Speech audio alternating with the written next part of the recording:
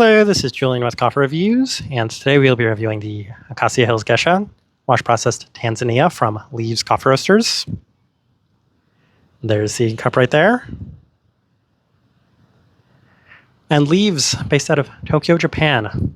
And I'm currently at the same park we just finished recording our coffee rights video, which is also nearby Leaves' Sumida City location.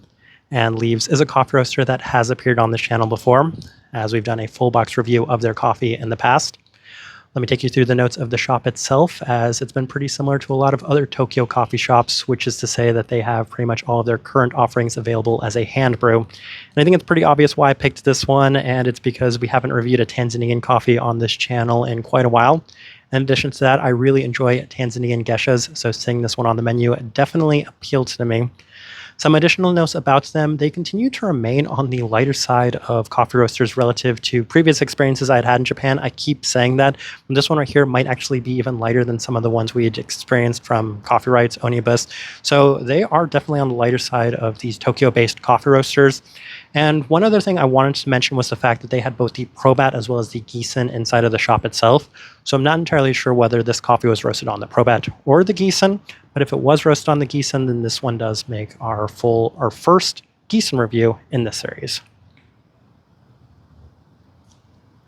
All right, let me go ahead and take you through the notes that I have written down for this coffee. And the first thing I noticed was that it did offer an abundance of delicate characteristics to it with an extremely clean base, allowing for a very well-defined citric melon-like attribute to the cup.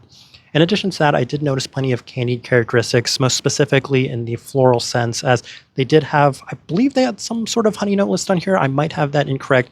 Whether or not they did, I definitely experienced a slight bit of that honeysuckle-like aspect to it, as it had a nice candied floral component to it, as well as a slight honey aspect as well. In addition to that, the citric characteristics were quite well defined, and I couldn't help but feel a very fresh melon fruit component that was also present within this one. So it's offering a lot of those characteristics I was looking for, all with this slightly more candied and sweet sense to it, which is another thing I really appreciated. So let me go ahead and put up the tasting wheel so you can see what we're getting. And we have one level 5, so let me go through that one real quick, and that is the cleanliness level 5. Yes, this is the first level 5 for cleanliness for a coffee that we've reviewed in this series, which is something I will always appreciate. This is a Geisha, and typically I reserve the level 5 for coffees that are overly clean, like these Geisha coffees, but not all Geishas do score that level 5. This one right here definitely had that, as the base was very clean and it allowed for a very well-defined flavor profile within this coffee motorcycle. All right, then we have a handful of level 4s. We'll start with the finish. Level 4. Yes, this one actually finishes very nice and very even. So it does have that sweeter, sugary finish to it. And it's more of a, we'll say, fruit sugar sweetness in terms of that melon-like attribute to it. So I really do like that aspect of this coffee. Sweetness, level 4. Yes, I'm continuing to experience an abundance of really sweet coffees, and I actually had somebody say to me that a lot of Japanese-based coffee roasters really do seem to prioritize the sweetness. Makes a little bit of sense if they are going to be roasting on the Probat, which at times can offer some really sweet coffees. This one right here, it's even on the, we'll say, it's right there at that level 4, but relative to some of the other level 4s we've reviewed in the series, I would say that actually a little higher than those. Florality, level 4. Yes, and I've briefly mentioned that a floral honey component to it, and given that it's a little bit more candied and sweet, I align that a little bit more closely with the honeysuckle-like aspect of this one. Very nice in that regard, and I do appreciate the clean base allowing for this one to have a more sugary floral component to it. Berry fruit, level 4. Yes, and I don't recall whether or not they had any sort of melon-like note list on there. They didn't actually give me a card for this coffee, which is fine. It did feel like a little bit more of a sugary green melon fruit for me, and it was notable enough to the point where I said, I'm going to put the berry fruit all the way up there at that mark, as I feel like it was justified in that regard. Citrus fruit, level 4. Yes, it does have a citric quality to it, but it's not an overly dominant or long-lasting. It's a little bit more of a sweeter citric aspect to it, and again, continues to remain more candied, so I do appreciate that about this coffee, since it has such a clean base and these things are felt in a very defined and clean manner. Then we have a couple of level 3s. We'll start with the acidity, level 3.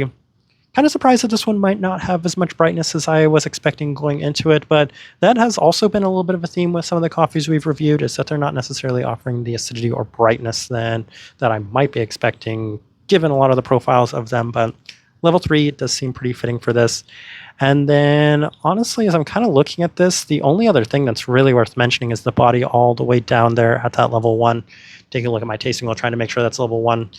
Yeah, so this is the lightest bodied cup of coffee I've had on this trip up to this point, and you can definitely tell that it offers a lot of Geisha-like characteristics to it, some tea-like components, especially in terms of the body itself.